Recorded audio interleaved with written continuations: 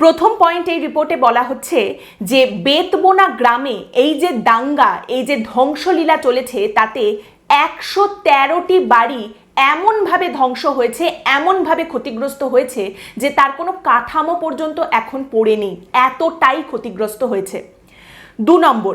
বলা হচ্ছে যে এই গ্রাম থেকে এই অত্যাচারের বশে যারা পালিয়ে গিয়েছিলেন, মালদায় গিয়ে যারা শেল্টার নিয়েছিলেন, বাড়ি ঘর ছেড়ে, ভিটে মাটি ছেড়ে পালিয়ে যেতে যারা বাধ্য হয়েছিলেন, তারা ওই নিজেদের গ্রামে, নিজেদের ভিটে মাটিতে আবার ফিরে আসতে চাইছিলেন না, ভয়ে ছিলেন তারা। সেই সময় পুলিশের তরফ থেকে জোর করে টেনে হিচড়ে ওই জায়গায় তাদের ফিরিয়ে আনা হয়, ওই জায়গায় তাদের আসতে বাধ্য করা হয়। আপনাদের মনে আছে নিশ্চয়ই, এই দাঙ্গার ঘটনা ঘটার 1-2 দিনের মধ্যে ওই এলাকার পুলিশের তরফ থেকে বলা হয়েছিল পরিস্থিতি একদম স্বাভাবিক হয়ে গেছে, অনেকেই ফিরে এসেছেন, বাকি যারা রয়েছেন তারা ফিরে আসুন, আপনাদের খাওয়া দাওয়া, রান্নার ব্যবস্থা, বাড়িঘরের ব্যবস্থা সবকিছু প্রশাসন করে দিচ্ছে। এই পুরোটাই প্রহসন ছিল, কারণ এই রিপোর্টে বলা হচ্ছে যারা ভয় পেয়ে পালিয়ে গিয়েছিলেন তারা বাড়ি ফিরতে চাননি, তারা ওই জায়গায় নিজেদের গ্রামে ফিরে আসতে ভয় পাচ্ছিলেন। পুলিশের তরফ থেকে তাদের জোর করে সেখানে ফিরিয়ে আনা হয়েছে,